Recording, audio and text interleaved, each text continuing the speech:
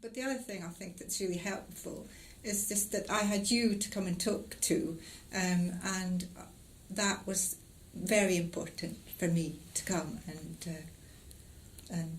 make sure I wasn't going on some loop or other. Well, quite, because it could take a few more years.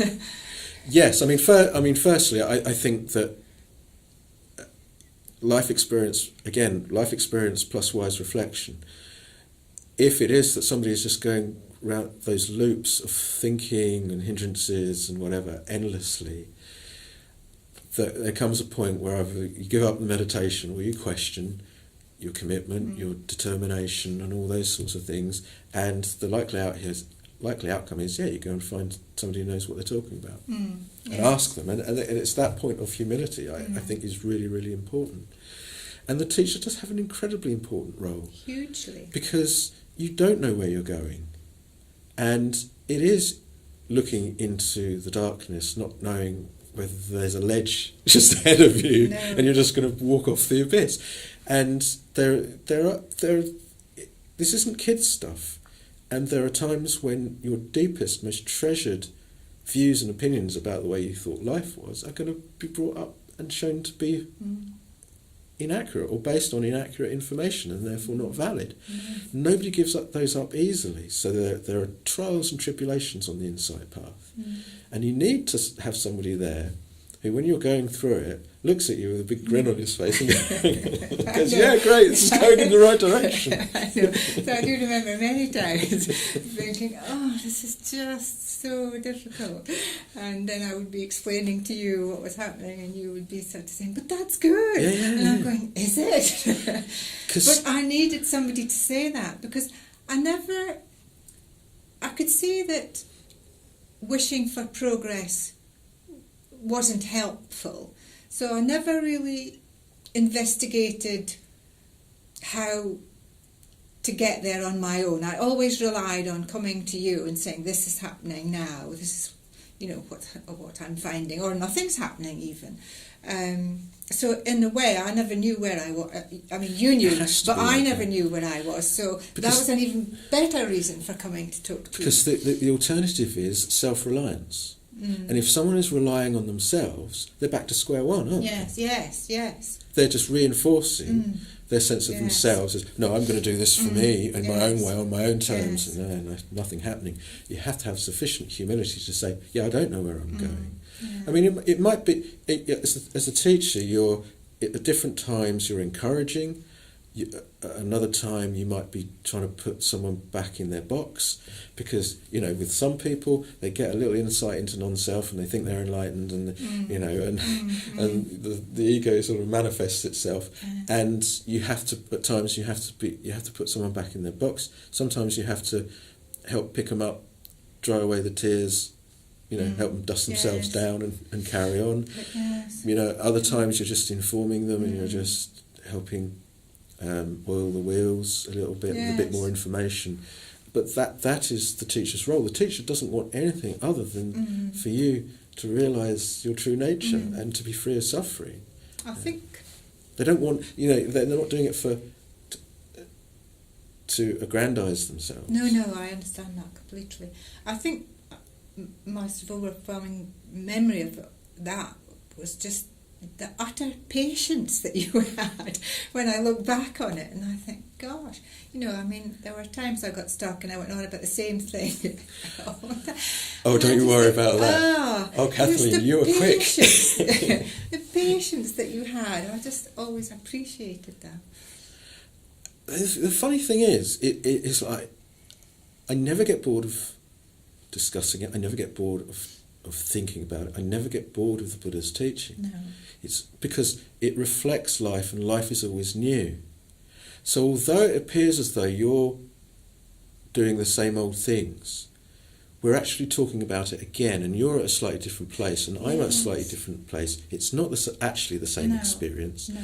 And we only have a set number of routines that we go through, but each time we finally confront them and stop ignoring them, we're at a different place. So it is actually always new. It has moved on. It seems incremental, but I tell you, it doesn't take half as long to overcome these issues that it did setting them in the first place. Yeah. Yes. Lifetimes of work can actually be undone. You know, lifetimes of wrong work can actually be done by a bit of right work in one lifetime if someone is willing to be open, to be vulnerable, to not know where they're going, to accept somebody's advice, not to be haughty, not to be conceited, but to be open in that way. It's amazing what you can accomplish. Yes, I absolutely, that was definitely my experience, because I had definitely got to that stage where I thought, I need to talk to you, but completely unreservedly, and It takes guts. That's it does take not guts. something something that I or most people would normally undertake, and that's hard. That takes a lot of courage to do. And yet, that. funny enough, because I was the same with Alan, my teacher. Right. I went to a teacher that I knew had completed the training, was enlightened, knowingly, once I'd really honestly reached that same point of going, well, I don't know. I'm going to have to talk to somebody who does. But there is a most wonderful, out of that doubt mass that arose that made you question your own knowledge and your own ability to find happiness, out of that humility emerges, which goes, there must be somebody who can tell me. And out of that comes this it feels like it's courage, but at the time it was just the next thing to do. It was just the thing to do. And so I actually found that my legs were sort of walking me there, walking me up the hill to meet Alan, Yes. despite myself. I could. It was like there was no choice in the end. No, well, there isn't a choice. I mean, I suppose the choice is you leave the centre, whatever. Then, but Yes. What kind of choice is that if you really want to overcome because, suffering? Yeah, what are you going to do now? Exactly. Yeah, but I think that sort of self-effacement or opening up like that is balanced off with being able to be more open to what's being said and listen harder.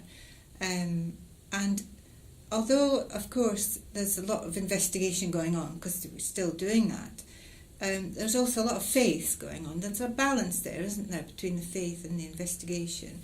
But I did feel that I had surrendered, as it were, and that if you'd said to me, Kathleen, go and stand on your head for 10 minutes in the corner and you'll be fine, I would have had a go. Actually, if I'd known you should that. have tried it. But you know what I mean? It's just this sort of idea that, well, I've let go of this facade that I've kept up, sort of thing, and so I might as well just go for it now. Surrender is sweet. Surrender is a beautiful thing. Yes. People are so terrified because they think it means becoming a doormat or something. Yeah. But it is a burden removed. The burden of that constant having to shore up that self-image as being sassy and in the know, and not being dependent on anyone for anything, and that is just such a hall of mirrors. It's just such an illusion, and underneath it lies terror of life, really.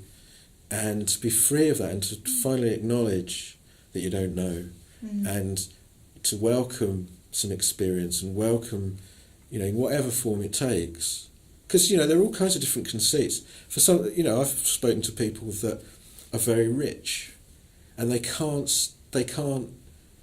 think they're being rich means that they're different, and that they are in the ascendancy in the relationship, and it's just a massive conceit. Age for other people just becomes a massive conceit, and they can't open up because they see somebody who's younger, or or whatever it might be. All kinds of different conceits come up which prevent that communication. Yeah, and it's such a shame. That's life, isn't it? I guess so.